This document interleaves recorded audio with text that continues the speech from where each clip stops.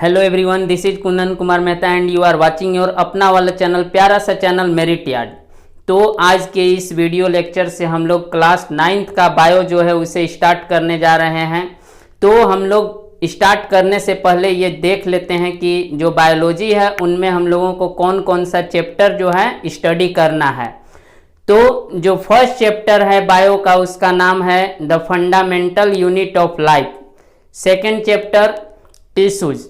Third जो है diversity in living organism. Fourth chapter why do we fall ill. Fifth chapter natural resources and sixth chapter improvement in food resources. तो ये जो है chapters हैं जिन्हें हम लोगों को क्लास 9th में पढ़ना है। तो आज के इस वीडियो लेक्चर से हम लोग क्लास 9th का जो फर्स्ट चैप्टर है the fundamental unit of life, इसे हम लोग स्टार्ट करने जा रहे हैं। तो चलिए देखते हैं। देखिए ये जो चैप्टर है इसमें हम लोगों को कौन कौन सा टॉपिक है जिसे पढ़ना है तो ये देख लेते हैं। तो हम लोग इस चैप्टर में सबसे पहले सेल के बारे में स्टडी करने वाले हैं कि सेल होता क्या है। सेकेंड जो है डिस्कवरी ऑफ सेल, यानी सेल का खोज जो है किसके द्वारा किया गया है। थर्ड जो है हम लोग जानेंगे कि जो सेल होते हैं उनका टाइप्स क्या होता है। और इसके बाद हम लोग जानेंगे कि सेल का जो कंपोनेंट्स है कौन कौन से कंपोनेंट्स होते हैं, तो उनके बारे में स्टडी करने वाले हैं। तो चलिए हम लोग स्टार्ट करते हैं सेल के डेफिनेशन से कि सेल होता क्या है। देखिए सेल जो है किसी भी ऑर्गेनिज्म के fundamental structural and functional unit होता है। यानी cell is the fundamental structural and functional unit of any living organism और लाइफ। देखिए जो सेल होता है एक्चुअली में ये होता क्या है, इसका भूमिका किस चीज में है। देखिए जैसे आप लोग देखे हैं कि जो माला होता है वो बहुत सारे छोटे छोटे पार्टिकल्स से मिलकर बना होता है। स्मॉल स्मॉल पार्टिकल्स, जैसे हम लोग मोती कह सकते हैं, नहीं बीड्स। मोती जो होता है जैसे धागे पर होता है, ठीक उसी प्रकार जो सेल्स हैं हमारे बॉडी में या किसी भी ऑर्गेनिज्म के बॉडी में अरेंज होते हैं। नहीं तो सेल जो है वो स्मॉलेस्ट, यानी सेल को हम लोग लाइफ का सबसे स्मॉलेस्ट पार्टिकल जो है या फिर यूनिट जो है हम लोग बोल सकते हैं। जैसे आप लोगों ने देखा होगा कि जो भवन होते हैं, बड़े बड़े बिल्डिंग्स, नहीं बिल्डिंग्स जो होते हैं उनका निर्माण जो है उनके लिए सबसे स्मॉलेस्ट पार्टिकल एक ईंट की आवश्यकता पड़ती है, यानी ब्रिक्स। नहीं जो ईंट होते हैं, बहुत सारे ब्रिक्स जो हैं आपस में कंबाइन करके तब एक बड़ा सा बिल्डिंग का निर्माण होता है। नहीं तो ठीक वैसे ही हमारा जो बॉडी है या अदर ऑर्गेनिज्म का जो बॉडी है उनका जो निर्माण हुआ है वैसे ही बहुत से छोटे छोटे इकाइयों से मिलकर बना हुआ है। देखिए सेल जो है, ये सेल जो है एक लैटिन शब्द से इसकी उत्पत्ति हुई है। लैटिन वर्ड से उत्पत्ति हुई है जिसे हम लोग सेलुला कहते हैं। और इस सेलुला का मतलब होता है लिटिल रूम, यानी सबसे छोटा सा एक कमरा। नहीं जैसे बहुत बड़े बिल्डिंग्स में छोटे छोटे कमरे होते हैं यानी रूम होते हैं, तो वैसे ही हमारा जो बॉडी है उसमें बहुत सारे स्मॉल स्मॉल यूनिट्स जो है मिल करके तब इन शरीर का निर्माण हुआ है। तो यही है सेल। यहां तक किसी प्रकार का किसी को डाउट नहीं ना। चलिए अब हम लोग आगे देखते हैं। तो अब हम लोग डिस्कवरी ऑफ सेल के बारे में स्टडी करने वाले हैं, यानी सेल का जो खोज है किनके द्वारा किया गया है। तो देखिए जो फर्स्ट ऑफ ऑल सेल का जो डिस्कवरी हुआ है, एक इंग्लिश वैज्ञानिक, अंग्रेज वैज्ञानिक, नाम है उनका रॉबर्ट हुक, उनके द्वारा 1665 में किया गया था। उन्होंने कॉर्क जो है उसका एक पतला सा काट यानी थिन स्लिट्स जो है उनका लिए और उसको जो है वो सेल्फ डिजाइन माइक्रोस्कोप से ऑब्जर्व किए। तो ऑब्जर्व करने के बाद उन्हें जो है हनीकॉम लाइक स्ट्रक्चर दिखा, यानी मधुमक्खी के छत्ते के जैसे संरचनाएं दिखें। यानी डिस्कवरी की बात करें तो फर्स्ट ऑफ ऑल जो डिस्कवरी किया गया था किसके द्वारा किया गया है? रॉबर्ट हुक के द्वारा किया गया 1665 में। देखिए उन्होंने जो सेल का स्टडी किया, नहीं जिसका खोज किए वो सेल जो था वो क्या था? डेड था।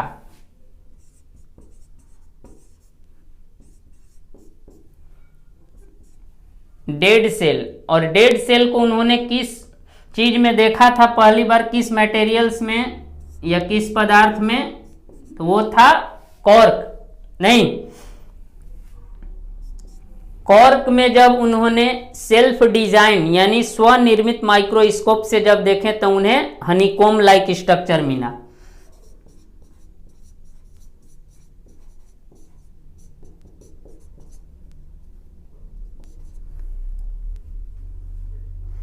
देखिए हनीकॉम लाइक बोले तो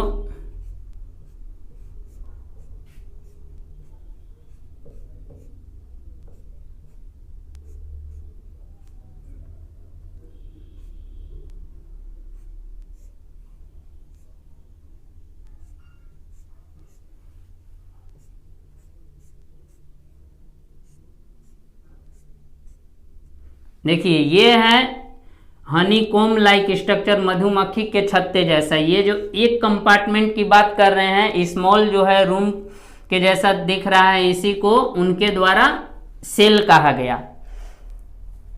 तो सेल जो है इसके बारे में रॉबर्ट हुक ने एक बुक में जिक्र किए हैं। उनका जो बुक है एक पब्लिश्ड हुआ है, उस बुक का नाम जो है वो है माइक्रोग्राफिया।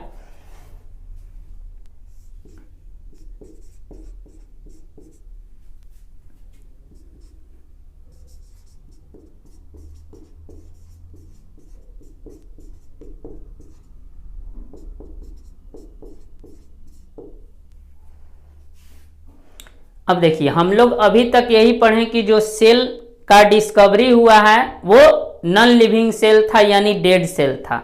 तो अब बात आती है कि लिविंग सेल जो है उसका डिस्कवरी जो है किसके द्वारा किया गया और वो सेल जो है कहां पर पाया गया। तो चलिए अब हम लोग आगे उसके बारे में जानते हैं।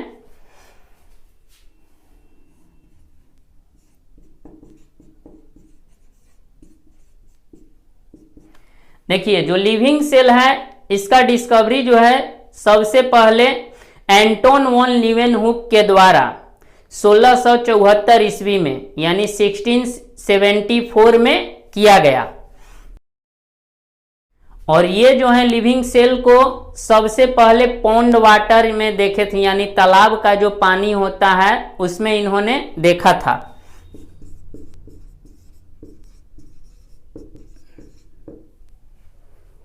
तो ये हुआ सेल के बारे में कि सेल क्या होता है और सेल जो है इसका डिस्कवरी जो है किसके द्वारा किया गया था। अब हम लोग इसके बाद सेल थ्योरी के बारे में स्टडी करने वाले हैं। तो चलिए जानते हैं सेल थ्योरी होता क्या है। देखिए सेल थ्योरी को जानने से पहले हम लोग ये जान ले कि सेल थ्योरी जो है इसका जो डिस्कवरी जो है किसके द्वारा किया गया था। तो जो सेल थ्योरी है इसका डिस्कवरी जो है या फिर सेल थ्योरी जो दिया गया है ये दो वैज्ञानिकों के द्वारा दिया गया है। फर्स्ट जो है स्लीडन के द्वारा और सेकंड जो है स्वान के द्वारा। नहीं, मैथियस स्लीडन और थियोडोर स्वान दो साइंटिस्ट हैं, एम स्लीडन और टी स्वान, इनके द्वारा दिया गया था। जो स्लीडन है वो जो है अपना स्टडी प्लांट पर कर रहे थे, तो उन्होंने बताया कि जो प्लांट का जो बॉडी है वो जो है स्मॉलेस्ट पार्टिकल्स या फिर स्मॉलेस्ट यूनिट से मिलकर बना है जिसे सेल कहें। नहीं, यानी प्लांट्स का जो बॉडी है वो सेल से मिलकर बना होता है, ये बताया गया स्लीडन के द्वारा। वहीं दूसरी तरफ जो स्वान है वो जो है अपना स्टडी एनिमल्स पर कर रहे थे। तो उन्होंने बताया कि जो एनिमल्स का बॉडी है वो सेल से मिलकर बना होता है। तो ये दो साइंटिस्ट एक साथ मिलकर एक सेल थ्योरी जो है उनको दिए। तो चलिए देखते हैं। देखिए, तो ये दो साइंटिस्ट बताएं, पर जब इनसे बाद में पूछा गया कि जो सेल है उनका उत्पत्ति जो है यानी ओरिजिन कहाँ से हुआ है, सेल आते कहाँ से हैं, तो इसके बारे में ये दोनों साइंटिस्ट जो हैं कुछ भी नहीं बता सके। तो इनका जो समस्या था इनको सोल्व करने के लिए एक अलग वैज्ञानिक आए जिनका नाम जो है आर विर्चो यानी रडोल्फ विर्चो जो हैं, ये जो हैं एक साइंटिस्ट आए 1855 ईस्वी में। उन्होंने बताया कि जो सेल जो है उसका उत्पत्ति जो है पूर्ववर्ती सेल से ही होता है, यानी all cell arise from pre existing cell, यानी पहले से एक कोशिका है उसी से आने वाली जो आगे कोशिका है उसका निर्माण हुआ है, नहीं, या फिर दूसरे शब्दों में जो आगे कोशिका है उसका निर्माण जो है पहले वाली कोशिका से हुआ है। तो एक्चुअली में जो सेल्स होते हैं वो क्या करते हैं, डिवाइड करते हैं, तब जाकर न्यू सेल्स का फॉर्मेशन होता है। तो ये जो है आर विर्चो के द्वारा बताया गया, यानी सेल थ्योरी जो है इसको एक्सटेंडेड बाय यानी आगे बढ़ाया गया, किसके द्वारा, आर विर्चो के द्वारा।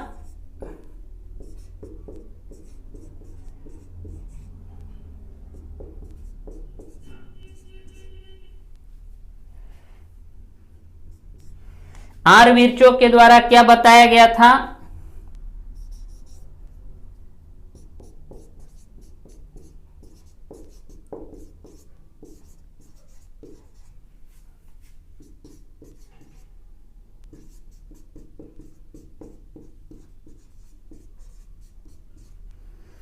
यानी सभी कोशिका जो हैं अपने पूर्ववर्ती कोशिका से बने होते हैं, यानी all cells arise from pre existing cell. इसी को उन्होंने अलग भाषा में रिप्रेजेंट किए ओमनिज सेलुला ई सेलुला। इसका मतलब क्या होता है कि all cell arise from pre existing cell. ये जो फैक्ट दिया गया है वो आर विर्चो के द्वारा बताया गया। तो अब जो है मॉडर्न सेल थ्योरी जो है वो जो बना है वो तीनों साइंटिस्ट का जो बात है उसी को ध्यान में रखकर बनाया गया है। तो अब हम लोग जानते हैं फाइनली जो है सेल थ्योरी कहता क्या है। तो चलिए देखते हैं।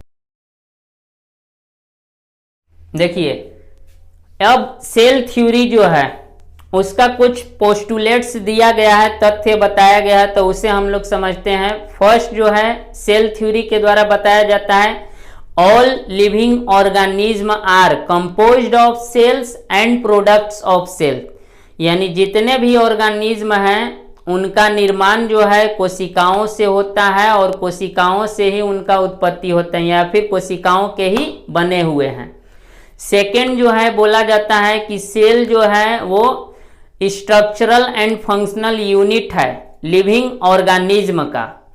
थर्ड जो है all cell arise from pre existing sales.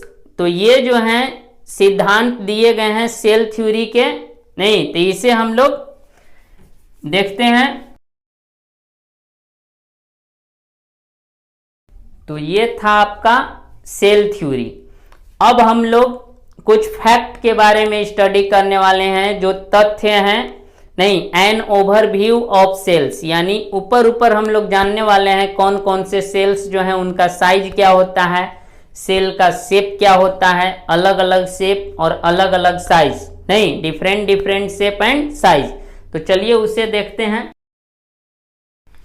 देखिए, अगर हम लोग बात करें सेल जो है उसके शेप की, तो जो सेल का शेप होता है वो इरेगुलर भी हो सकता है और रेगुलर भी हो सकता है। यानी इरेगुलर कहने का मतलब उसका शेप जो है चेंज हो सकता है, और इसके अलावा रेगुलर या फिर फिक्स्ड, यानी जो शेप है वही शेप रहेगा।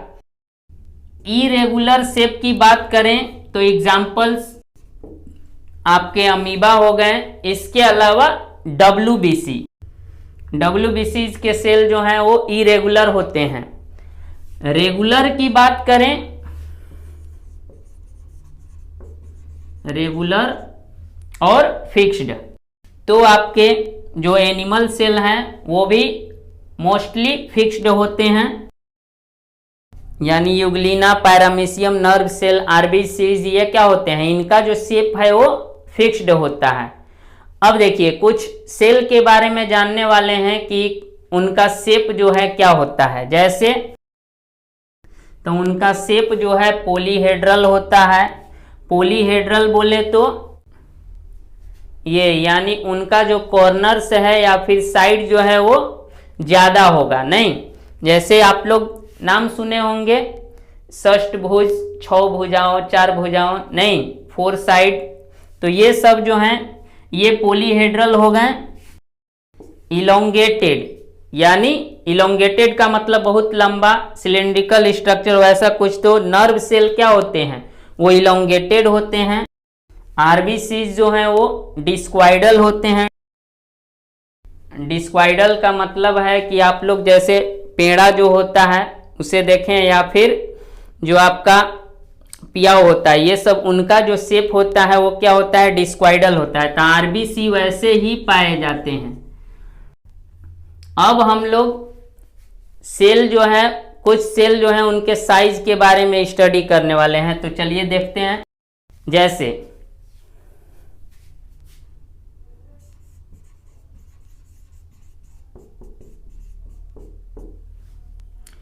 सबसे छोटी कोशिका कौन सी होती है, तो वो होती है माइकोप्लाज्मा। माइकोप्लाज्मा जिसका साइज जो है 0.1 से 0.3 माइक्रोमीटर तक का होता है। सबसे बड़ी कोशिका शुतुरमुर्ग का अंडा होता है, यानी एग ऑफ ऑस्ट्रिच, नहीं 18 सेंटीमीटर लेंथ होता है उसका। लॉन्गेस्ट सेल की बात करें, यानी सबसे लंबी कोशिका जिसकी लंबाई 1 मीटर या उससे अधिक हो सकती है, यानी सबसे बड़ा एक कोशिकीय जीव, तो वो होता है आपका अमीबा।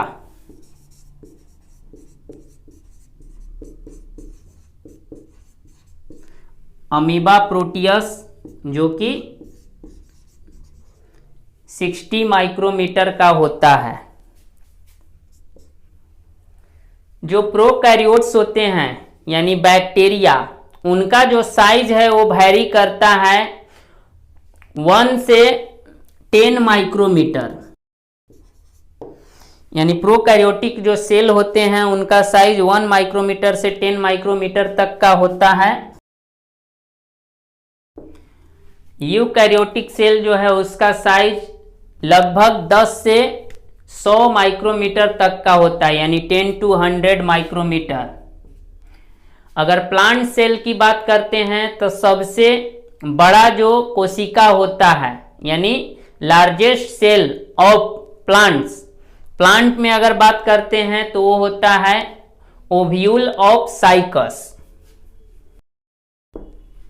साइकस प्लांट होता है, जिम्नोस्पर्म में आता है, नहीं जिम्नोस्पर्म क्या होता है, तो वैसा प्लांट जो जिसमें फ्लावर जो है वो नहीं पाए जाते हैं, फूल नहीं लगते हैं, पुष्प नहीं लगते हैं, नॉन फ्लावरिंग प्लांट भी कहते हैं उनको। RBCs का जो डायमीटर होता है वो 7 माइक्रोमीटर का होता है। नहीं, तो ये थे सेल के बारे में, यानी सेल क्या है, सेल का डिस्कवरी कब हुआ, सेल थ्योरी क्या होता है, सेल का जो शेप एंड साइज जो है वो क्या होता है। तो आज के लेक्चर को हम लोग यहीं पर स्टॉप करते हैं। नहीं तो अगले लेक्चर में हम लोग स्टडी करेंगे कि जो सेल्स होते हैं वो कितने टाइप्स के होते हैं। तब तक हमारे चैनल पर बने रहें। नहीं, थैंक्स।